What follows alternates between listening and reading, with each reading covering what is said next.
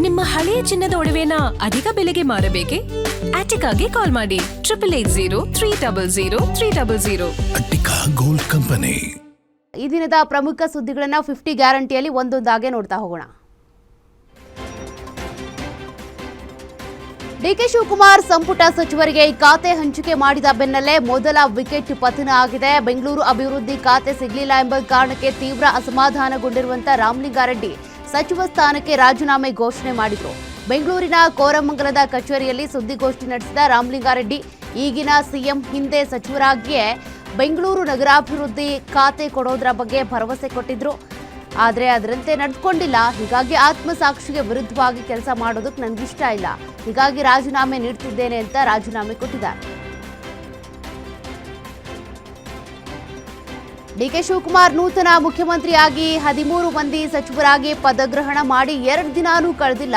ಆಗ್ಲೇ ಸರ್ಕಾರದಲ್ಲಿ ಖಾತೆಯ ಖ್ಯಾತೆ ಶುರುವಾಗಿದೆ. ನನಗೆ ಬೆಂಗಳೂರು ನಗರಾಭಿವೃದ್ಧಿ ಇಲಾಖೆಯನ್ನ ಕೊಡಲಿಲ್ಲ ಅನ್ನೋ ಕಾರಣಕ್ಕೆ ಹಿರಿಯ ಸಚಿವ ರಾಮಲಿಂಗಾರೆಡ್ಡಿ ತಮ್ಮ ಸಚಿವ ಸ್ಥಾನಕ್ಕೆ ರಾಜೀನಾಮೆ ಕೊಟ್ಟಿದ್ದಾರೆ. ರೆಡ್ಡಿಯವರ ಈ ನಡೆ ಸರ್ಕಾರದಲ್ಲಿ ದೊಡ್ಡ ಡ್ಯಾಮೇಜ್ ಅನ್ನೇ ಸೃಷ್ಟಿ ಮಾಡಿದೆ. ಆದರೆ ಡೋಂಟ್ ಕೇರ್ ಎಂದಿರೋ ಹೈಕಮಾಂಡ್ ಯಾವುದಕ್ಕೂ ಬೆಂಡ್ ಆಗ್ತಿಲ್ಲ. ಇದರ ಬೆನ್ನಲ್ಲೇ ಈಗ ನನಗೂ ಕೊಟ್ಟ ಖಾತೆ ಇಷ್ಟವಾಗಿಲ್ಲ, ಸೀನಿಯಾರಿಟಿ ನೋಡ್ತಿಲ್ಲ ಅಂತ ಎಚ್ ಕೆ ಮುನಿಯಪ್ಪ ಕೂಡ ರಾಂಗ್ ಆಗ್ಬಿಟ್ಟಿದ್ದಾರೆ.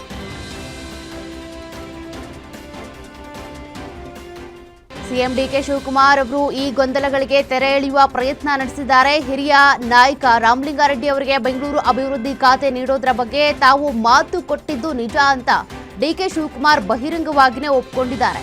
ಖಾತೆ ನೀಡೋದ್ರ ಬಗ್ಗೆ ಮಾತು ಕೊಟ್ಟಿದ್ದು ನಿಜ, ಆದ್ರೆ ಈಗ ಹೈಕಮಾಂಡ್ ತೀರ್ಮಾನದಂತೆ ಕೃಷ್ಣ ಭೈರೇಗೌಡರಿಗೆ ಬೆಂಗಳೂರು ಅಭಿವೃದ್ಧಿ ಖಾತೆ ನೀಡಲಾಗಿದೆ. ಆದರೆ ಅಂತಿಮವಾಗಿ ಹೈಕಮಾಂಡ್ ತೀರ್ಮಾನಕ್ಕೆ ನಾವೆಲ್ಲರೂ ಬದ್ಧರಾಗಿರಬೇಕು ಅಂತ ಹೇಳಿದ್ದಾರೆ. ಅಜ್ಞಾತ ಸ್ಥಳದಿಂದ ರಾಮಲಿಂಗಾರೆಡ್ಡಿ ವಾಪಸ್ ಆದ ಹಿನ್ನೆಲೆ ಮನವೊಲಿಸೋದಕ್ಕೆ ಸಿಎಂ ಡಿಕೆ ಕಸರತ್ತು ನಡೆಸಿದ್ರು. ಖಾಸಗಿ ಹೋಟೆಲ್ನಲ್ಲಿ ರಾಮಲಿಂಗಾರೆಡ್ಡಿ ಭೇಟಿಯಾದ ಡಿಕೆ ಶಿವಕುಮಾರ್ ಸಂಧಾನ ಮಾಡೋದಕ್ಕೆ ಪ್ರಯತ್ನಿಸಿದ್ರು. ಈ ವೇಳೆ ಹಿಂದಿನ ಮಾತನ್ನ ರಾಮಲಿಂಗಾರೆಡ್ಡಿ ನೆನಪಿಸಿದ್ರು. ಹಿಂದೆ ಕೊಟ್ಟ ಮಾತನ್ನ ಉಳಿಸ್ಕೊಂಡಿಲ್ಲ ನೀವು ಅಂತ ಹೇಳಿದ್ರು. ಈ ವೇಳೆ ಎಲ್ಲಾ ಹೈಕಮಾಂಡ್ ನಿರ್ಧಾರ ಅಂತ ಸಿಎಂ ಡಿಕೆ ಶಿವಕುಮಾರ್ ಹೇಳಿದ್ದಾರೆ. ಸಚಿವ ಸ್ಥಾನಕ್ಕೆ ರಾಮಲಿಂಗಾರೆಡ್ಡಿ ರಾಜೀನಾಮೆ ವಿಚಾರವಾಗಿ ಕೆಪಿಸಿಸಿ ಅಧ್ಯಕ್ಷ ಬಿಕೆ ಹರಿಪ್ರಸಾದ್ ಪ್ರತಿಕ್ರಿಯೆ ಕೊಟ್ಟಿದ್ದಾರೆ. ರಾಮಲಿಂಗಾರೆಡ್ಡಿ ಕಾಂಗ್ರೆಸ್ ಪಕ್ಷದ ಹಿರಿಯ ನಾಯಕರು ರಾಮಲಿಂಗಾರೆಡ್ಡಿ ಜೊತೆ ಮಾತಾಡ್ತೀವಿ, ತೊಂದರೆ ಇಲ್ಲ. ಕೆಲ ಸಂದರ್ಭಗಳಲ್ಲಿ ಈ ರೀತಿಯೆಲ್ಲ ಆಗೋದು ಸಾಮಾನ್ಯ. ರಾಜಕಾರಣದಲ್ಲಿ ಇವೆಲ್ಲ ನಡೀತಾ ಇರುತ್ತೆ. ಪಕ್ಷಕ್ಕೆ ತೊಂದರೆ ಆಗುವಂತ ಕೆಲಸವನ್ನ ರಾಮಲಿಂಗಾರೆಡ್ಡಿ ಮಾಡಲ್ಲ, ಎಲ್ಲವನ್ನೂ ಸರಿ ಮಾಡ್ತೀವಿ ಅಂತ ಹೇಳಿದ್ದಾರೆ. ರಾಮಲಿಂಗಾರೆಡ್ಡಿ ಅವರು ಸಚಿವ ಸ್ಥಾನಕ್ಕೆ ರಾಜೀನಾಮೆ ನೀಡಿರುವ ವಿಚಾರ ಸರ್ಕಾರಕ್ಕೆ ಎಚ್ಚರಿಕೆಯ ಕರೆಗಂಟೆ ಅಂತ ಸಚಿವ ಎಚ್ ಕೆ ಪಾಟೀಲ್ ಬಣ್ಣಿಸಿದ್ದಾರೆ. ವಿಧಾನಸೌಧದಲ್ಲಿ ಮಾತನಾಡಿದ ಅವರು, ನಾನು ರಾಮಲಿಂಗಾರೆಡ್ಡಿ ಅವರ ಜೊತೆಗೆ ಫೋನ್ ಸಂಪರ್ಕ ಮಾಡಿ ಮಾತನಾಡಿದ್ದೇನೆ. ಅವರು ಪಕ್ಷದ ಹಿರಿಯರು, ನನ್ನ ಸ್ನೇಹಿತರು, ಮನವೊಲಿಸೋದಕ್ಕೆ ಪ್ರಯತ್ನ ಮಾಡಿದ್ದೇನೆ. ಅವರಿಗೆ ಅವರದ್ದೇ ಆದ ವಿಶ್ಲೇಷಣೆ ಇದೆ. ನಾನು ಮತ್ತೊಮ್ಮೆ ಮನವಿ ಮಾಡ್ತೀನಿ, ಸಂಬಂಧಪಟ್ಟ ನಾಯಕರು ಗಮನ ಕೊಟ್ಟು ಬಗೆಹರಿಸಬೇಕು. ಇದು ಸರ್ಕಾರಕ್ಕೆ ಎಚ್ಚರಿಕೆ ಕರೆಗಂಟೆ ಅಂತ ಎಚ್ಚರಿಸಿದ್ದಾರೆ.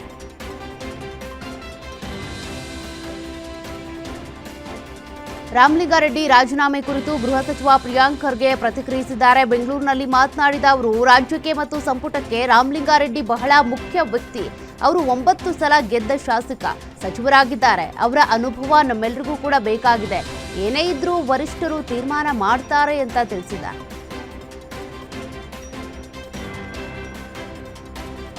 ರಾಮಲಿಂಗಾರೆಡ್ಡಿ ತಮ್ಮ ಸಚಿವ ಸ್ಥಾನಕ್ಕೆ ರಾಜೀನಾಮೆ ಕೊಟ್ಟಿರುವ ವಿಚಾರವಾಗಿ ಮಾಜಿ ಸಚಿವ ರಾಜಣ್ಣ ಪ್ರತಿಕ್ರಿಯೆ ಕೊಟ್ಟಿದ್ದಾರೆ. ತುಮಕೂರಿನಲ್ಲಿ ಮಾತನಾಡಿದ ಅವರು, ಕಾಂಗ್ರೆಸ್ ಪಕ್ಷದಲ್ಲಿ ಯಾವುದೇ ವಿಕೆಟ್ ಕೂಡ ಪತನ ಆಗಿಲ್ಲ.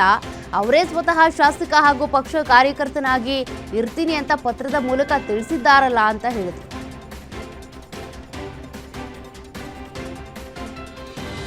ರಾಮಲಿಂಗಾರೆಡ್ಡಿ ರಾಜೀನಾಮೆ ವಿಚಾರಕ್ಕೆ ಶಾಸಕಿ ಲಕ್ಷ್ಮೀ ಹೆಬ್ಬಾಳ್ಕರ್ ಪ್ರತಿಕ್ರಿಯಿಸಿದರು. ಬೆಂಗಳೂರಿನಲ್ಲಿ ಮಾತನಾಡಿದ ಅವರು, ಇದು ಪ್ರಜಾಪ್ರಭುತ್ವ. ಸಿಎಂ ಸ್ಟೇಟ್ಮೆಂಟ್ ನೋಡಿದ್ದೀನಿ, ಸಮಸ್ಯೆ ಬಗೆಹರಿಸುವ ಪ್ರಯತ್ನ ಆಗುತ್ತೆ. ಡಿಕೆ ಶಿವಕುಮಾರ್ ಅವರು ಕೂಡ ಸೀನಿಯರ್ ಅಲ್ವಾ, ಸಿಎಂ ಚರ್ಚೆ ಮಾಡಿ ನಿರ್ಧಾರ ತಗೋತಾರೆ ಅಂತ ಹೇಳಿದರು.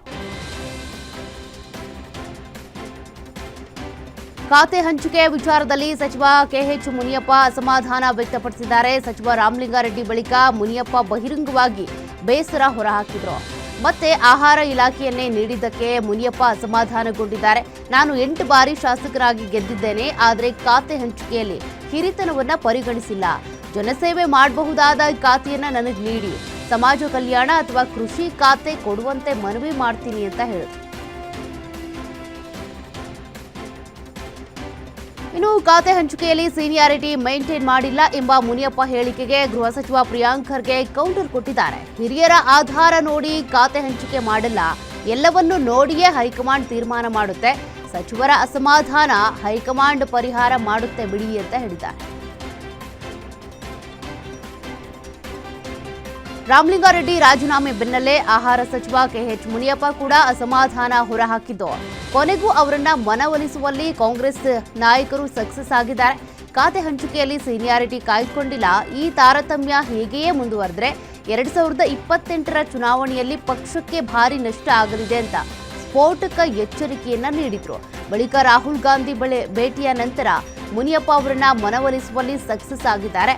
ಐ ಆಮ್ ಹ್ಯಾಪಿ, ಯಾವುದೇ ಅಸಮಾಧಾನ ಇಲ್ಲ ಅಂತ ಹೇಳಿದ್ದಾರೆ.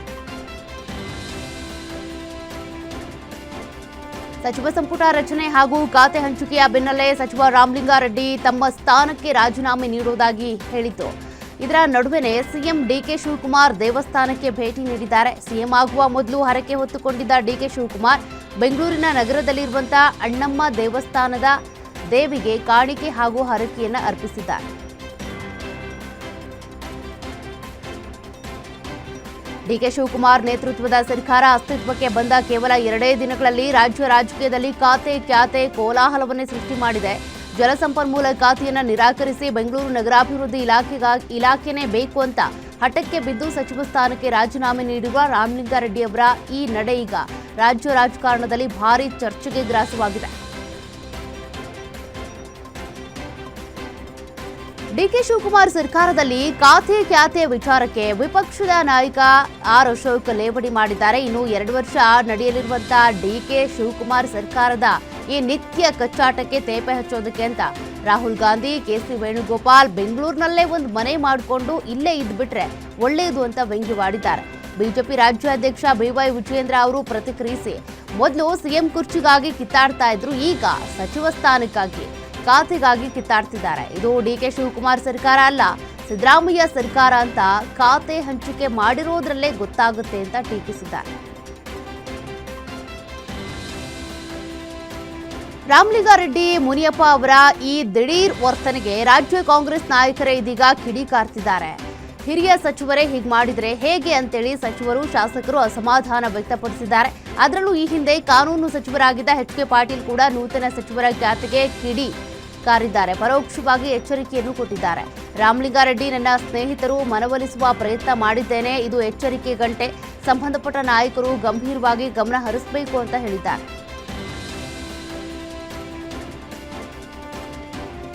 ಕಾಂಗ್ರೆಸ್ನಲ್ಲಿ ಮತ್ತೆ ಪಟ್ಟಕ್ಕಾಗಿ ಫೈಟ್ ಶುರುವಾಗಿದೆ. ಆದರೆ ಇದು ಸಿಎಂ ಪಟ್ಟದ ಫೈಟ್ ಅಲ್ಲ, ಸಚಿವ ಸ್ಥಾನಕ್ಕಾಗಿ ನಡೀತಿರುವಂತಹ ಫೈಟ್. ಡಿಕೆ ಸಿಎಂ ಆಗಿ ಅಧಿಕಾರ ಹಿಡಿತಾ ಇದ್ದಂತೆ ಕ್ಯಾಬಿನೆಟ್ ಸೇರೋದಕ್ಕೆ ಹಲವಾರು ಮಂದಿ ಸರ್ಕಸ್ ನಡೆಸಿದ್ರು. ಆದರೆ ಸದ್ಯ 13 ಮಂದಿ ಮಿನಿಸ್ಟರ್ ಆಗಿ ಪ್ರಮಾಣ ವಚನ ಸ್ವೀಕರಿಸಿದ್ದಾರೆ. ಆದರೆ ಇನ್ನೂ ಕೂಡ ಹಲವರು ಮಂತ್ರಿಗಿರಿ ರೇಸ್ನಲ್ಲಿದ್ರು. ಆದರೆ ಸದ್ಯಕ್ಕೆ ಇನ್ನೂ ಪಟ್ಟ ಸಿಗದೆ ಘಟಾನುಘಟಿಗಳ ಮನೆ ತಿರುಗಾಡ್ತಿದ್ದಾರೆ. 2ನೇ ಹಂತದ ಸಚಿವ ಸಂಪುಟ ವಿಸ್ತರಣೆ ವೇಳೆ ನಮಗೆ ಸಚಿವ ಸ್ಥಾನ ಸಿಗಲೇಬೇಕು ಅಂತ ಪಟ್ಟು ಹಿಡಿದಿದ್ದಾರೆ.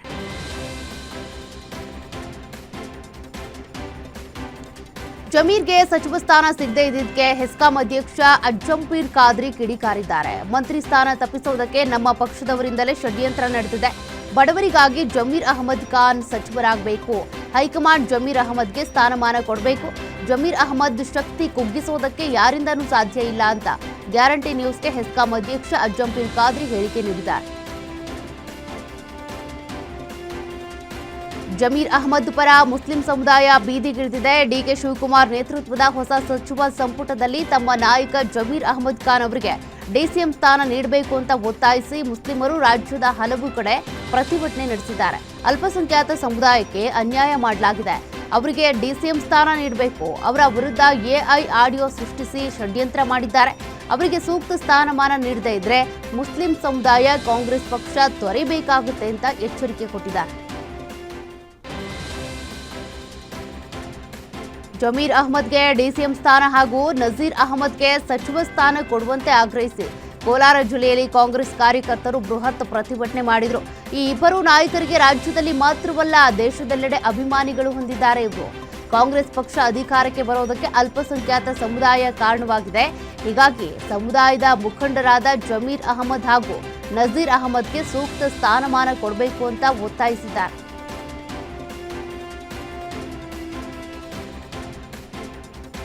ಜೂನ್ 18ರಂದು ನಡೆಯುತ್ತಿರುವಂತಹ ರಾಜ್ಯಸಭಾ ಹಾಗೂ ಪರಿಷತ್ ಚುನಾವಣೆ ಅಖಾಡ ರಂಗೇರಿದೆ. ರಾಜ್ಯಸಭೆ ಹಾಗೂ ಪರಿಷತ್ ಕಾಂಗ್ರೆಸ್ ಅಭ್ಯರ್ಥಿಗಳ ಪಟ್ಟಿ ಅಂತಿಮ ಮಾಡಲಾಗಿದೆ. ಮಲ್ಲಿಕಾರ್ಜುನ ಖರ್ಗೆ ರಾಜ್ಯಸಭಾ ಚುನಾವಣೆಗೆ ನಾಮಪತ್ರ ಸಲ್ಲಿಕೆ ಮಾಡಿದ್ದಾರೆ. ಈ ವೇಳೆ ಲೋಕಸಭಾ ವಿಪಕ್ಷ ನಾಯಕ ರಾಹುಲ್ ಗಾಂಧಿ ಕೂಡ ಸಾಕ್ಷಿಯಾದರು.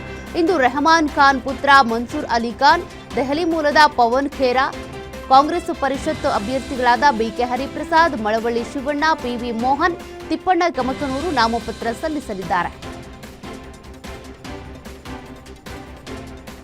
ರಾಜ್ಯ ಸರ್ಕಾರವು ಮಹತ್ವದ ಆಡಳಿತಾತ್ಮಕ ಪುನರ್ರಚನೆ ಮಾಡಿದ್ದು, ಬೆಂಗಳೂರು ನಗರ ಜಿಲ್ಲೆಯ ನೂತನ ಜಿಲ್ಲಾಧಿಕಾರಿಯಾಗಿ ಪಿಎಸ್ ಕಾಂತರಾಜು ನೇಮಕ ಆಗಿ ಆದೇಶ ಹೊರಡಿಸಲಾಗಿದೆ.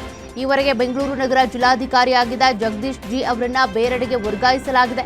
ಕಾಂತರಾಜು ಅವರಿಗೆ ತಕ್ಷಣದಿಂದ ಜಾರಿಗೆ ಬರುವಂತೆ ಸರ್ಕಾರ ಆದೇಶ ನೀಡಿದೆ. ಇನ್ನು ಬೆಂಗಳೂರು ನಗರ ಡಿಸಿ ಆಗಿದ್ದ ಜಗದೀಶ್ ಅವರನ್ನ ಬೆಂಗಳೂರು ಕೇಂದ್ರ ನಗರ ಪಾಲಿಕೆಯ ಆಯುಕ್ತರನ್ನಾಗಿ ನೇಮಿಸಲಾಗಿದೆ. ರಾಜ್ಯದಲ್ಲಿ ಖಾಲಿ ಇರುವಂತಹ ಹುದ್ದೆಗಳ ಭರ್ತಿಗೆ ಆಗ್ರಹಿಸಿ ಧಾರವಾಡದಲ್ಲಿ ರಾಜ್ಯ ರೈತ ಸಂಘ ಹಾಗೂ ಹಸಿರು ಸೇನೆ ವತಿಯಿಂದ ಬೃಹತ್ ಪ್ರತಿಭಟನೆ ಮಾಡಲಾಯಿತು. ಸರ್ಕಾರ ಹಲವು ವರ್ಷಗಳಿಂದ ಖಾಲಿ ಇರುವ ಹುದ್ದೆಗಳ ಭರ್ತಿ ಮಾಡ್ತಿಲ್ಲ. ಹೀಗಾಗಿ ಸರ್ಕಾರಿ ಹುದ್ದೆ ಕನಸು ಕಂಡ ವಿದ್ಯಾರ್ಥಿಗಳ ಬದುಕು ಅತಂತ್ರ ಆಗ್ಬಿಟ್ಟಿದೆ ಅಂತ ಆಕ್ರೋಶ ವ್ಯಕ್ತಪಡಿಸಿದ್ದಾರೆ. ಅಲ್ಲದೆ ಜೂನ್ 9ರ ಒಳಗಡೆ ವಿದ್ಯಾರ್ಥಿ ಮುಖಂಡರೊಂದಿಗೆ ಚರ್ಚೆ ಮಾಡಬೇಕು, ಇಲ್ಲ ಅಂದ್ರೆ ರಾಜ್ಯದಾದ್ಯಂತ ರೈತ ಸಂಘಟನೆಗಳಿಂದ ಉಗ್ರ ಹೋರಾಟ ನಡೆಸುವುದಾಗಿ ಎಚ್ಚರಿಕೆ ಕೊಟ್ಟಿದ್ದಾರೆ.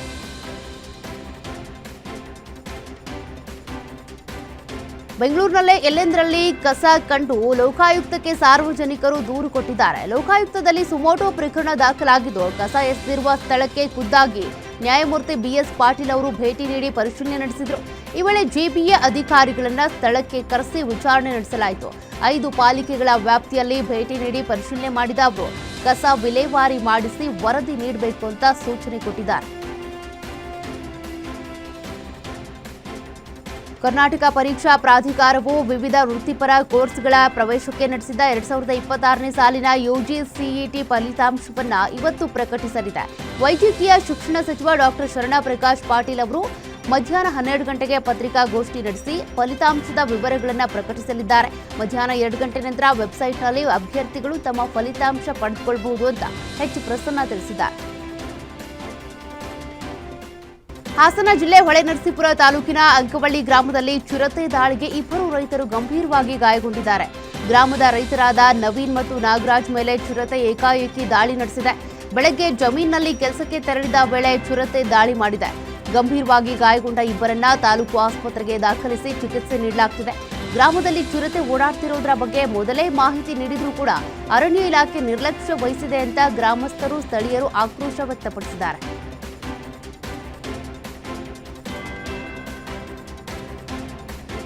ಹಾವೇರಿ ಜಿಲ್ಲೆಯಲ್ಲಿ ನಿಧಿಗಾಗಿ ದೇವಸ್ಥಾನವನ್ನೇ ಕಳ್ಳರು ನಾಶ ಮಾಡಿಬಿಟ್ಟಿದ್ದಾರೆ. ಸವಣೂರು ತಾಲೂಕಿನ ನದಿ ನೀರಲಗಿ ಗ್ರಾಮದಲ್ಲಿ ಇದ್ದಂತ ಪುರಾತನ ಈಶ್ವರ ದೇವಸ್ಥಾನದ ಮೂರ್ತಿ ಭಗ್ನಗೊಳಿಸಿ ಗರ್ಭಗುಡಿಯನ್ನ ಜೆಸಿಬಿಯಿಂದ ನಾಶ ಮಾಡಿದ್ದಾರೆ. ಇನ್ನು ಸ್ಥಳಕ್ಕೆ ಪೊಲೀಸರು ಭೇಟಿ ನೀಡಿ ಪರಿಶೀಲನೆ ನಡೆಸಿದ್ದಾರೆ. ಘಟನೆ ಸಂಬಂಧ ಸವಣೂರು ಪೊಲೀಸ್ ಠಾಣೆಯಲ್ಲಿ ಪ್ರಕರಣ ದಾಖಲಾಗಿದೆ. ದಕ್ಷಿಣ ಕನ್ನಡ ಜಿಲ್ಲೆಯಲ್ಲಿ ಮುಂಗಾರು ಅಬ್ಬರಿಸ್ತಾ ಇದೆ. ಮಂಗಳೂರು ನಗರದಲ್ಲಿ ನಿರಂತರವಾಗಿ ಧಾರಾಕಾರ ಮಳೆ ಸುರಿತಾ ಇದ್ದು, ಭಾರೀ ಮಳೆಯಿಂದ ನಗರದ ತಗ್ಗು ಪ್ರದೇಶಗಳಿಗೆ ನೀರು ನುಗ್ಗುವ ಆತಂಕ ಎದುರಾಗಿದೆ. ರಸ್ತೆಗಳಲ್ಲಿ ನೀರು ನಿಂತು ವಾಹನ ಸವಾರರು ಪರದಾಡುವಂತಾಗ್ಬಿಟ್ಟಿದೆ. ಕರಾವಳಿ ಕರ್ನಾಟಕಕ್ಕೆ ಮುಂಗಾರು ಮಾರುತ ಆಗಮನಕ್ಕೆ ಕ್ಷಣಗಣನೆ ಶುರುವಾಗಿದೆ. ಕೇರಳಕ್ಕೆ ಮಳೆಗಾಲ ಆರಂಭವಾದ 2 ದಿನದಲ್ಲಿ ಕರ್ನಾಟಕದಲ್ಲೂ ಮಳೆಯಾಗುವುದು ವಾಡಿಕೆ. ಅದರಂತೆ ದಕ್ಷಿಣ ಕನ್ನಡ ಜಿಲ್ಲೆಯಲ್ಲಿ ಮುಂಗಾರು ಮಳೆ ಚುರುಕುಗೊಂಡಿದೆ. ಕರ್ನಾಟಕಕ್ಕೆ ನೈಋತ್ಯ ಮುಂಗಾರು ಎಂಟ್ರಿ ಪಡೆದಿದ್ದು ಅಧಿಕೃತವಾಗಿ ಮಳೆಗಾಲ ಆರಂಭವಾಗಿದೆ. ಜೂನ್ 11ರವರೆಗೆ ಅಂದ್ರೆ ಮುಂದಿನ 7 ದಿನಗಳ ಕಾಲ ಕೇರಳ ಮತ್ತು ಕರ್ನಾಟಕದಲ್ಲಿ ಭಾರೀ ಮಳೆಯಾಗುವ ನಿರೀಕ್ಷೆ ಇದೆ. ನೈಋತ್ಯ ಮುಂಗಾರು ಹಿನ್ನೆಲೆಯಲ್ಲಿ ಮಹಾರಾಷ್ಟ್ರ, ಗೋವಾ, ಕರ್ನಾಟಕ ಮತ್ತು ಕೇರಳ ಕರಾವಳಿಯಲ್ಲಿ ಹಾಗೂ ಬಂಗಾಳ ಕೊಲ್ಲಿಯಲ್ಲಿ ಗಂಟೆಗೆ 40ರಿಂದ 50 ಕಿಲೋಮೀಟರ್ ವೇಗದಲ್ಲಿ ಗಾಳಿ ಬೀಸುವ ಸಾಧ್ಯತೆ ಇದೆ. ಈ ಪ್ರದೇಶಗಳಲ್ಲಿನ ನಿವಾಸಿಗಳು ಜಾಗರೂಕರಾಗಿರಬೇಕು ಅಂತ ಐಎಂಡಿ ಎಚ್ಚರಿಸಿದೆ. ಇನ್ನು ರಾಜ್ಯದ 8 ಜಿಲ್ಲೆಗಳಲ್ಲಿ ಆರೆಂಜ್ ಅಲರ್ಟ್ ಘೋಷಿಸಲಾಗಿದೆ. ನೆರೆ ರಾಜ್ಯ ಕೇರಳದಲ್ಲಿ ಗುರುವಾರವಷ್ಟೇ ಕಾಲಿಟ್ಟಿದ್ದ ಮುಂಗಾರು ಬಿರುಸು ಪಡ್ಕೊಂಡಿದೆ. ರಾಜ್ಯದ 8 ಜಿಲ್ಲೆಗಳಲ್ಲಿ ಭಾರೀ ಮಳೆಯಾಗ್ತಾ ಇದ್ದು, ಕೆಲವೆಡೆ ಮರಗಳು ಉರುಳಿ ಬಿದ್ದಿದ್ದು ವಾಹನ ಸವಾರರು ಪರದಾಡುವಂತಾಗಿದೆ. ಶುಕ್ರವಾರ ಎರ್ನಾಕುಲಂ, ತ್ರಿಶೂರ್, ಪಾಲಕ್ಕಾಡ್, ಮಲಪ್ಪುರಂ, ಕಲ್ಲಿಕೋಟೆ, ವಯನಾಡು, ಕಣ್ಣೂರು ಮತ್ತು ಕಾಸರಗೋಡು ಜಿಲ್ಲೆಗಳಲ್ಲಿ ಭಾರೀ ಮಳೆಯಾಗಿದ್ದು, ಹವಾಮಾನ ಇಲಾಖೆ ಆರೆಂಜ್ ಅಲರ್ಟ್ ಘೋಷಿಸಿದೆ. ನಾಲ್ವಡಿ ಕೃಷ್ಣರಾಜ ಒಡೆಯರ್ ಅವರ 142ನೇ ಜನ್ಮದಿನದ ಪ್ರಯುಕ್ತ ಬೆಂಗಳೂರು ವಿವಿಯಲ್ಲಿ ವಿದ್ಯಾರ್ಥಿಗಳಿಗೆ ಕೃಷ್ಣರಾಜ ಒಡೆಯರ್ ಅವರು ನೀಡಿದ ಅಪಾರ ಕೊಡುಗೆಗಳನ್ನು ಸ್ಮರಿಸಲಾಯಿತು. ಕಾರ್ಯಕ್ರಮದ ಸ್ಮರಣೆಗಾಗಿ ವಿವಿಯ ಕುಲಪತಿಗಳಾದ ಎಸ್ಎಂ ಜಯೇಕರ್ ಅವರು ನಾಲ್ವಡಿ ಕೃಷ್ಣರಾಜ ಒಡೆಯರ್ ಅವರ ಪ್ರಶಸ್ತಿಯನ್ನ ನೀಡಿ ಗೌರವಿಸಲಾಯಿತು. ಶಿಕ್ಷಣ ಕ್ಷೇತ್ರದಲ್ಲಿನ ಅವರ ಸೇವೆ ಮತ್ತು ಆಡಳಿತಾತ್ಮಕ ದಕ್ಷತೆಯನ್ನ ಗುರುತಿಸಿ ವಿದ್ಯಾರ್ಥಿಗಳು ಈ ವಿಶಿಷ್ಟ ಗೌರವವನ್ನು ಸಲ್ಲಿಸಿದರು. ಗ್ರೇಟರ್ ಬೆಂಗಳೂರು ಪ್ರಾಧಿಕಾರ ದಕ್ಷಿಣ ವಲಯದಲ್ಲಿ ಅಂತಾರಾಷ್ಟ್ರೀಯ ಪರಿಸರ ದಿನಾಚರಣೆಯನ್ನು ವಿಶೇಷವಾಗಿ ಆಚರಿಸಲಾಯಿತು. ವಿಶ್ವ ಪರಿಸರ ದಿನಾಚರಣೆ ಅಂಗವಾಗಿ ನಾವು ಇವತ್ತು ವಿಶೇಷವಾದ ಕಾರ್ಯಾಗಾರ ನಡೆಸಿ ಸಸಿ ನೆಡುವ ಕಾರ್ಯಕ್ರಮವನ್ನು ಹಮ್ಮಿಕೊಳ್ಳಲಾಗಿತ್ತು. ಸ್ವಚ್ಛ ಸರ್ವೇಕ್ಷಣ್ 2026-27ರ ಭಾಗವಾಗಿ ಸ್ವಚ್ಛ ಭಾರತ ಮಿಷನ್ ಅರ್ಬನ್ 2.0 ಹಾಗೂ Bengaluru solid waste management limited ಸಹಯೋಗದೊಂದಿಗೆ ಬೆಂಗಳೂರು ದಕ್ಷಿಣ ನಗರ ಪಾಲಿಕೆ ವಿಭಿನ್ನವಾದ ಕಾರ್ಯಕ್ರಮವನ್ನು ಆಯೋಜಿಸಿತ್ತು.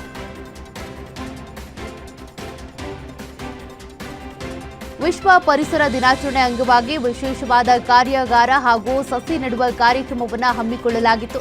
ಸ್ವಚ್ಛ ಸರ್ವೇಕ್ಷಣ್ 2026-27ರ ಭಾಗವಾಗಿ ಸ್ವಚ್ಛ ಭಾರತ ಮಿಷನ್ ಅರ್ಬನ್ 2.0 ಹಾಗೂ Bengaluru solid waste management limited ಸಹಯೋಗದೊಂದಿಗೆ ಬೆಂಗಳೂರು ಕೇಂದ್ರ ನಗರ ಪಾಲಿಕೆ ವಿಭಿನ್ನವಾದ ಕಾರ್ಯಕ್ರಮವನ್ನು ಆಯೋಜಿಸಿತ್ತು.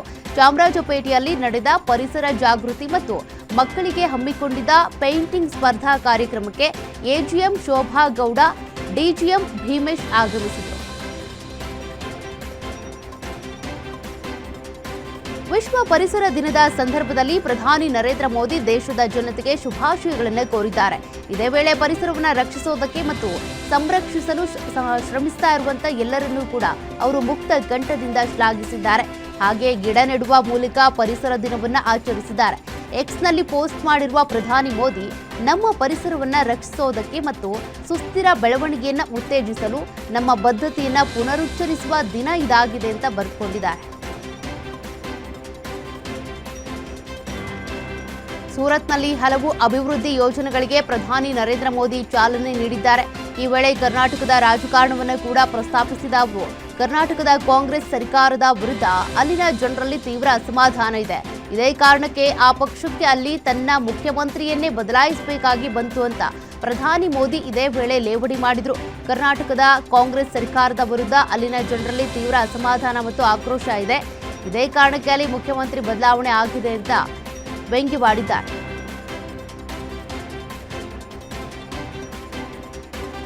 ಅಮೆರಿಕದ ಅಧ್ಯಕ್ಷ ಡೊನಾಲ್ಡ್ ಟ್ರಂಪ್ ಮತ್ತೆ ಪ್ರಧಾನಿ ಮೋದಿಯನ್ನ ಹೊಗಳಿದ್ದಾರೆ. ಭಾರತ ಮತ್ತು ಅಮೆರಿಕ ನಡುವಿನ ಸುಂಕ ವಿವಾದ ನಡೀತಿರುವ ಸಂದರ್ಭದಲ್ಲೂ ಕೂಡ ಅವರು ಮೋದಿ ಅವರನ್ನ ನನ್ನ ಉತ್ತಮ ಸ್ನೇಹಿತ, ನನಗೆ ಪ್ರಧಾನಿ ಮೋದಿ ಇಷ್ಟ ಅಂತ ಕರೆದು ಮೆಚ್ಚುಗೆ ವ್ಯಕ್ತಪಡಿಸಿದ್ದಾರೆ. ಅದೇ ಸಮಯದಲ್ಲಿ ಭಾರತ ಅಮೆರಿಕ ವ್ಯಾಪಾರ ಒಪ್ಪಂದದ ಬಗ್ಗೆ ಕೂಡ ಮಹತ್ವದ ಮಾಹಿತಿ ನೀಡಿದ್ದಾರೆ. ಮೋದಿಯನ್ನ ಶ್ಲಾಘಿಸಿ ಭಾರತ ಯುಎಸ್ ವ್ಯಾಪಾರ ಒಪ್ಪಂದದ ಬಗ್ಗೆನೂ ಕೂಡ ನವೀಕರಣವನ್ನ ನೀಡಿದ್ದಾರೆ.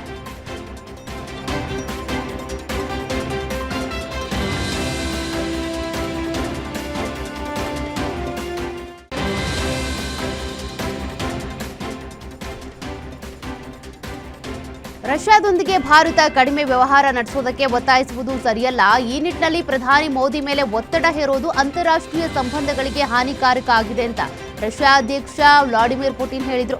ಅವರು ಜಾಗತಿಕ ಸುದ್ದಿ ಸಂಸ್ಥೆಗಳ ಮುಖ್ಯಸ್ಥರೊಂದಿಗೆ ನಡೆಸಿದ ಸಂವಾದದಲ್ಲಿ ಮಾತನಾಡಿ ನವದೆಹಲಿಯೊಂದಿಗೆ ಮಾಸ್ಕೋದ ಕಾರ್ಯತಂತ್ರ ಪಾಲುದಾರಿಕೆ ಹಾಗೂ ಭಾರತದ ಆರ್ಥಿಕ ಬೆಳವಣಿಗೆ ಮತ್ತು ಸ್ವತಂತ್ರ ವಿದೇಶಾಂಗ ನೀತಿ ಕುರಿತು ಶ್ಲಾಘನೆ ವ್ಯಕ್ತಪಡಿಸಿದ್ದಾರೆ. ತಮಿಳುನಾಡು ಬಿಜೆಪಿಯ ಮಾಜಿ ರಾಜ್ಯಾಧ್ಯಕ್ಷ ಹಾಗೂ ಮಾಜಿ ಐಪಿಎಸ್ ಅಧಿಕಾರಿ ಕೆ ಅಣ್ಣಾಮಲೈ ಬಿಜೆಪಿಗೆ ಗುಡ್ ಬೈ ಹೇಳಿದ್ದಾರೆ. ರಾಷ್ಟ್ರೀಯ ಅಧ್ಯಕ್ಷ ನಿತಿನ್ ನಬೀನ್ ಅವರಿಗೆ ರಾಜೀನಾಮೆ ಪತ್ರವನ್ನು ಕೊಟ್ಟಿದ್ದು ಅಂಗೀಕಾರವೂ ಆಗಿದೆ. ಈ ಮೂಲಕ ಬಿಜೆಪಿಯೊಂದಿಗಿನ 6 ವರ್ಷಗಳ ಸುದೀರ್ಘ ಸಂಬಂಧವನ್ನು ಕೊನೆಗೊಳಿಸಿದ್ದಾರೆ. ತಮಿಳುನಾಡಿನ ರಾಜಕೀಯ ದಿಕ್ಕು ಮತ್ತು ಪಕ್ಷದ ಕಾರ್ಯತಂತ್ರದ ಕುರಿತು ಪಕ್ಷದ ನಾಯಕತ್ವದೊಂದಿಗೆ ಉಂಟಾಗಿದ್ದ ಭಿನ್ನಾಭಿಪ್ರಾಯಗಳೇ ತಮ್ಮ ಈ ನಿರ್ಧಾರಕ್ಕೆ ಕಾರಣ ಅಂತ ಅಣ್ಣಾಮಲೈ ತಿಳಿಸಿದ್ದಾರೆ. ಅಣ್ಣಾಮಲೈ ಬಿಜೆಪಿ ಪಕ್ಷಕ್ಕೆ ಗುಡ್ ಬೈ ಹೇಳಿದ್ದಾರೆ. ಪಕ್ಷದ ಪ್ರಾಥಮಿಕ ಸದಸ್ಯತ್ವಕ್ಕೆ ಅಣ್ಣಾಮಲೈ ನೀಡಿರುವ ರಾಜೀನಾಮೆಯನ್ನ ಬಿಜೆಪಿ ಅಂಗೀಕರಿಸಿದೆ. ಅಣ್ಣಾಮಲೈ ಪಕ್ಷ ತೊರೆತಾ ಇದ್ದಂತೆ ಬಿಜೆಪಿ ನಾಯಕರು ಭಿನ್ನ ಹೇಳಿಕೆಗಳನ್ನ ಕೊಡ್ತಿದ್ದಾರೆ. ಇನ್ನೊಂದೆಡೆ ರಾಜೀನಾಮೆ ಅಂಗೀಕರಿಸ್ತಾ ಇದ್ದಂತೆ ದೆಹಲಿಯಿಂದ ಚೆನ್ನೈಗೆ ಆಗಮಿಸಿದ ಅಣ್ಣಾಮಲೈ ಭರ್ಜರಿ ಸ್ವಾಗತ ಸಿಕ್ಕಿದೆ ಅವರಿಗೆ. ಬಿಜೆಪಿ ರಾಜೀನಾಮೆ ನೀಡಿದ್ರಿಂದ ಸಂತಸಗೊಂಡಿರುವ ಬೆಂಬಲಿಗರು ಹಾಗೂ ಅಭಿಮಾನಿಗಳು ಅಣ್ಣಾಮಲೈ ಅವರನ್ನ ಅದ್ಧೂರಿಯಾಗಿ ಬರಮಾಡಿಕೊಂಡಿದ್ದಾರೆ. ಕಾಕ್ರೋಚ್ ಜನತಾ ಪಕ್ಷವು ಇಂದು ದೆಹಲಿಯ ಜಂತರ್ ಮಂತರ್ನಲ್ಲಿ ಪ್ರತಿಭಟನೆಗೆ ಸಿದ್ಧತೆ ಮಾಡಿಕೊಂಡಿದೆ. ವಿದ್ಯಾರ್ಥಿಗಳ ನೇತೃತ್ವದಲ್ಲಿ ಪ್ರತಿಭಟನೆಯ ಮುಂದಾಳತ್ವ ವಹಿಸುವುದಕ್ಕೆ ಪಕ್ಷದ ಸಂಸ್ಥಾಪಕ ಅಭಿಜಿತ್ ದೀಪ್ಗೆ ಅಮೆರಿಕದಿಂದ ಭಾರತಕ್ಕೆ ಬರಲಿದ್ದಾರೆ ಎನ್ನಲಾಗ್ತಿದೆ. ತಿಂಗಳ ಹಿಂದೆಯಷ್ಟೇ ಸಾಮಾಜಿಕ ಮಾಧ್ಯಮದಲ್ಲಿ ಅಭಿಯಾನದ ರೂಪದಲ್ಲಿ ಹುಟ್ಟಿಕೊಂಡ ಕಾಕ್ರೋಚ್ ಜನತಾ ಪಕ್ಷ ಇವತ್ತು ಪ್ರತಿಭಟನೆಗೂ ಸಿದ್ಧತೆ ಮಾಡಿಕೊಂಡಿದೆ. ಆದರೆ ಈ ಪ್ರತಿಭಟನೆಗೆ ಪೊಲೀಸರು ಪೂರ್ವಾನುಮತಿಯನ್ನ ಕೊಟ್ಟಿಲ್ಲ. ಹೀಗಾಗಿ ಇದು ನಡೆಯುತ್ತೋ ನಡೆಯಲ್ವೋ ಅನ್ನುವಂಥ ಗೊಂದಲ ಕೂಡ ಇದೆ. ಹಿಂಸಾಚಾರದಲ್ಲಿ ಕುಕಿ ಸಮುದಾಯದ 3 ಸಾವನ್ನಪ್ಪಿರುವ ಘಟನೆ ಮಣಿಪುರದಲ್ಲಿ ನಡೆದಿದ್ದು, ಈಗ ಇದು ಮಣಿಪುರದಲ್ಲಿ ಭದ್ರತೆಯ ಕಳವಳವನ್ನು ಉಂಟುಮಾಡಿದೆ. ಕಾಂಗ್ಪೋಕ್ಷಿಯಲ್ಲಿ ಮುಂಜಾನೆ ಕುಕಿ ಸಮುದಾಯದ ಮನೆಗಳ ಮೇಲೆ ಗುಂಡಿನ ದಾಳಿಯಾಗಿದ್ದು 3 ಮನೆಗಳಿಗೆ ಬೆಂಕಿ ಹಚ್ಚಲಾಗಿದೆ. ಮನೆಗಳು ಸಂಪೂರ್ಣ ಸುಟ್ಟು ಹೋಗಿದ್ದು 3 ಸಾವನ್ನಪ್ಪಿದ್ದಾರೆ. ಈ ಕುರಿತು ಸಂಪೂರ್ಣ ತನಿಖೆಗೆ ಕುಕಿ ನಾಗರಿಕ ಸಮಾಜ ಸಂಘಟನೆಯಾದ ಕುಕಿ ಇನ್ಪಿ ಮಣಿಪುರ ಆಗ್ರಹಿಸಿದೆ. ದೆಹಲಿಯ ಮಾಳವಿಯಾ ನಗರದ flourish stay bed and breakfast ಹೋಟೆಲ್ನಲ್ಲಿ ನಡೆದ ಭೀಕರ ಅಗ್ನಿ ದುರಂತದಲ್ಲಿ 21 ಜನ ಸಜೀವ ದಹನರಾಗಿದ್ದರು. ಈ ಹೋಟೆಲ್ನ ಮಾಲೀಕ 60 ವರ್ಷದ ಲವಕೇಶ್ ಬಜಾಜ್ ಈ ಹಿಂದೆ ಕೂಡ ಅನೇಕ ಅಪರಾಧಗಳನ್ನು ಎಸಗಿದ್ದ ಎಂಬ ಆಘಾತಕಾರಿ ವಿಷಯ ಬೆಳಕಿಗೆ ಬಂದಿದೆ. ಬಾಂಗ್ಲಾದೇಶದ ಪ್ರಜೆಗಳಿಗೆ ಪಾಸ್ಪೋರ್ಟ್, ಆಧಾರ್ ಕಾರ್ಡ್ ಸೇರಿದಂತೆ ನಕಲಿ ಭಾರತೀಯ ದಾಖಲೆಗಳನ್ನು ಒದಗಿಸಿ ಅವರು ದೆಹಲಿಯಲ್ಲಿ ಕಾನೂನು ಬಾಹಿರವಾಗಿ ನೆಲೆಸೋದಕ್ಕೆ ಸಹಾಯ ಮಾಡಿದ ಆರೋಪದ ಮೇಲೆ ಈತನನ್ನ 2025ರಲ್ಲೇ ದೆಹಲಿ ಪೊಲೀಸರು ಬಂಧಿಸಿದ್ರು. ಮಧ್ಯಪ್ರಾಚ್ಯ ಯುದ್ಧದಿಂದ ದೇಶ ಕಚ್ಚಾ ತೈಲದ ಜೊತೆ ನೈಸರ್ಗಿಕ ಇಂಧನದ ಕೊರತೆಯನ್ನು ಎದುರಿಸುತ್ತಿರುವ ಹೊತ್ತಿನಲ್ಲಿ ಅಂಡಮಾನ್ ಸಮುದ್ರದಲ್ಲಿ ನೈಸರ್ಗಿಕ ಅನಿಲವಿರುವ ಇನ್ನೊಂದು ಬಾವಿಯನ್ನ ಆಯಿಲ್ ಇಂಡಿಯಾ ಲಿಮಿಟೆಡ್ ಪತ್ತೆ ಮಾಡಿದೆ. ಈ ಬಗ್ಗೆ ಕೇಂದ್ರ ಪೆಟ್ರೋಲಿಯಂ ಮತ್ತು ನೈಸರ್ಗಿಕ ಅನಿಲ ಸಚಿವ ಹರ್ದೀಪ್ ಪುರಿ ಅವರು ಎಕ್ಸ್ನಲ್ಲಿ ಮಾಹಿತಿ ಹಂಚಿಕೊಂಡಿದ್ದು, ಅಂಡಮಾನ್ ದ್ವೀಪದ ಪೂರ್ವ ಕರಾವಳಿಯಿಂದ 15 ಕಿಲೋಮೀಟರ್ ದೂರದಲ್ಲಿ ತೋಡಲಾದ ಶ್ರೀ ವಿಜಯಪುರಂ 3 ಬಾವಿಯಲ್ಲಿ ನೈಸರ್ಗಿಕ ಅನಿಲ ಪತ್ತೆ ಆಗಿದೆ ಅಂತ ಬರೆದುಕೊಂಡಿದ್ದಾರೆ. ರಷ್ಯಾ ಮತ್ತು ಉಕ್ರೇನ್ ನಡುವಿನ ದೀರ್ಘಾವಧಿಯ ಯುದ್ಧಕ್ಕೆ ಕೊನೆಗೂ ತೆರೆ ಬೀಳುವ ಲಕ್ಷಣಗಳು ಕಾಣಿಸ್ತಾ ಇವೆ. ಅಮೆರಿಕದ ಅಧ್ಯಕ್ಷ ಡೊನಾಲ್ಡ್ ಟ್ರಂಪ್ ಅವರ ಪ್ರಸ್ತಾಪದ ಅಡಿಯಲ್ಲಿ ಯುದ್ಧವನ್ನು ಕೊನೆಗೊಳಿಸಿ ಶಾಂತಿ ಮಾತುಕತೆಗೆ ತಾವು ಸಿದ್ಧರಿರೋದಾಗಿ ರಷ್ಯಾದ ಅಧ್ಯಕ್ಷ ವ್ಲಾಡಿಮಿರ್ ಪುಟಿನ್ ಸುಳಿವು ಕೊಟ್ಟಿದ್ದಾರೆ. ಅಂತಾರಾಷ್ಟ್ರೀಯ ಸಮಾವೇಶವೊಂದರಲ್ಲಿ ಮಾತನಾಡಿದ ಪುಟಿನ್, ನಾವು ಮೊದಲಿಂದ ಕೂಡ ಶಾಂತಿ ಮಾತುಕತೆಯ ಪರವಾಗಿಯೇ ಇದ್ದೇವೆ. ಡೊನಾಲ್ಡ್ ಟ್ರಂಪ್ ಯುದ್ಧವನ್ನು ಕೊನೆಗೊಳಿಸೋದಕ್ಕೆ ಪ್ರಾಮಾಣಿಕ ಪ್ರಯತ್ನ ಮಾಡ್ತಾ ಇದ್ದು ನಾವು ಸ್ವಾಗತಿಸ್ತೀವಿ ಅಂತ ಹೇಳಿದ್ದಾರೆ. ಐಪಿಎಲ್ ಫೈನಲ್ ಪಂದ್ಯದ ವೇಳೆ ಮಂಡಿ ಕೆಳಗಿನ ಸ್ನಾಯು ಸೆಳೆತಕ್ಕೆ ಒಳಗಾಗಿದ್ದ ವಿರಾಟ್ ಕೊಹ್ಲಿ ಅವರು ಮುಂದಿನ ತಿಂಗಳು ನಡೆಯಲಿರುವಂತಹ ಇಂಗ್ಲೆಂಡ್ ಸರಣಿಯಲ್ಲಿ ಆಡುವುದು ಅನುಮಾನ ಎನ್ನುವ ಸುದ್ದಿ ಹೊರಬಿದ್ದಿದೆ. ಕೊಹ್ಲಿ ಅಫ್ಘಾನಿಸ್ತಾನ ವಿರುದ್ಧದ ಸರಣಿಯಲ್ಲಿ ಆಡೋದಿಲ್ಲ. ವರದಿಗಳ ಪ್ರಕಾರ ಕೊಹ್ಲಿ ಗಾಯದಿಂದ ಚೇತರಿಸಿಕೊಳ್ಳೋಕೆ ಇನ್ನಷ್ಟು ಸಮಯ ಬೇಕಿದೆ. ಕನಿಷ್ಠ 6 ವಾರಗಳಾದರೂ ಬೇಕಂತೆ. ಹೀಗಾಗಿ ತಂಡದಿಂದ ಹೊರಗುಳಿಯಬೇಕಾಗುತ್ತೆ. ಅಫ್ಘಾನಿಸ್ತಾನ ಸರಣಿ ಮಾತ್ರವಲ್ಲದೆ ಇಂಗ್ಲೆಂಡ್ ಸರಣಿಯಲ್ಲೂ ಕಣಕ್ಕಿಳಿಯುವ ಸಾಧ್ಯತೆ ಬಹುತೇಕ ಅನುಮಾನ. ಅಕ್ಕಿನೇನಿ ನಾಗಚೈತನ್ಯ ತಮ್ಮ ವೃತ್ತಿ ಜೀವನದ ಆರಂಭದಿಂದಲೂ ವಿಭಿನ್ನ ಪ್ರಕಾರಗಳು ಮತ್ತು ವೈವಿಧ್ಯಮಯ ಚಲನಚಿತ್ರಗಳ ಮೂಲಕ ವಿಶಿಷ್ಟ ಗುರುತನ್ನ ಕಂಡುಕೊಂಡಿದ್ದಾರೆ. ಈಗ OTT ಜಗತ್ತನ್ನು ಕೂಡ ಪ್ರವೇಶಿಸಿದ್ದಾರೆ. ಅವರ ಪ್ರಮುಖ ಪಾತ್ರದಲ್ಲಿ ಧೂತ ಎಂಬ ವೆಬ್ ಸರಣಿಯನ್ನ ನಿರ್ಮಿಸಲಾಗಿದೆ ಎಂದು ತಿಳಿದಿದೆ. ಮುಂದುವರಿದ ಭಾಗ ಧೂತ 2 ಇತ್ತೀಚೆಗೆ ಇದನ್ನು ಅಧಿಕೃತವಾಗಿ ಘೋಷಿಸಿದ್ದಾರೆ. ಶ್ರೀ ನಂದು ಮತ್ತು ಅವಿಕಾ ಗೋರ್ ಅವರ ಮೂವಿ ಅಗ್ಲಿ ಸ್ಟೋರಿ ಡಿಜಿಟಲ್ನಲ್ಲಿ ಬಿಡುಗಡೆಯಾಗುವುದಕ್ಕೆ ಸಜ್ಜಾಗಿದೆ. ಮೇ 22ರಂದು ಚಿತ್ರಮಂದಿರಗಳಲ್ಲಿ ಬಿಡುಗಡೆಯಾದ ಈ ಚಿತ್ರವು ಥಿಯೇಟ್ರಿಕಲ್ ಬಿಡುಗಡೆಯಾದ ಕೇವಲ 2 ವಾರಗಳ ನಂತರ OTTಯಲ್ಲಿ ಬಿಡುಗಡೆಯಾಯಿತು. ಜೂನ್ 5ರಿಂದ ಚಿತ್ರ ಸ್ಟ್ರೀಮಿಂಗ್ ಪ್ರಾರಂಭಿಸುವುದಾಗಿ ಸ್ಟ್ರೀಮಿಂಗ್ ಪ್ಲಾಟ್ಫಾರ್ಮ್ ಆಹಾ ಅಧಿಕೃತವಾಗಿ ಘೋಷಿಸಿದೆ. ರಾಮ್ ಚರಣ್, ಜಾನ್ವಿ ಕಪೂರ್ ಅಭಿನಯದ ಪೆದ್ದಿ ಚಿತ್ರ ಮೊದಲ ದಿನವೇ ಕ್ಲೀನ್ ಸೆಂಚುರಿಯೊಂದಿಗೆ ಬಾಕ್ಸ್ ಆಫೀಸ್ ಅನ್ನ ಕೊಳ್ಳೆ ಹೊಡೆದಿದೆ. ಹೈದರಾಬಾದ್, ಬೆಂಗಳೂರು ಸೇರಿದಂತೆ ಎಲ್ಲಾ ಕಡೆಗಳಲ್ಲೂ ಮುಂಜಾನೆಯ ಶೋಗಳನ್ನ ಆಯೋಜನೆ ಮಾಡಲಾಗಿತ್ತು. ಪರಿಣಾಮ ಸಿನಿಮಾ ಒಂದೇ ದಿನಕ್ಕೆ ವಿಶ್ವಾದ್ಯಂತ ಬರೋಬ್ಬರಿ 112.49 ಕೋಟಿ ರೂಪಾಯಿ ಗ್ರಾಸ್ ಕಲೆಕ್ಷನ್ ಮಾಡಿದೆ. ಬುಚ್ಚಿಬಾಬು ಸನಾ ಅವರ ರಾಮ್ ಚರಣ್ ಮತ್ತು ಜಾನ್ವಿ ಕಪೂರ್ ಅಭಿನಯದ ಪೆದ್ದಿ ಚಿತ್ರದ ಪ್ರಥಮ ಪ್ರದರ್ಶನ ನಂತರ ನಿರ್ಮಾಪಕರು ಮಹಿಳಾ ನಾಯಕಿಯ ಪಾತ್ರದ ಬಗ್ಗೆ ತೀವ್ರ ಟೀಕೆಗಳನ್ನು ಎದುರಿಸಿದ್ದಾರೆ. ಒಬ್ಬ ನಟಿಯನ್ನ ಅವಳು ನಿರ್ವಹಿಸುವ ಪಾತ್ರಗಳಿಗೆ ದೂಷಿಸುವುದು ಸುಲಭ, ಆದರೆ ನಿಜವಾದ ಕಾಲಮಾನ ಬೇರೆಯದ್ದೇ ಕಥೆಯನ್ನ ಹೇಳುತ್ತೆ.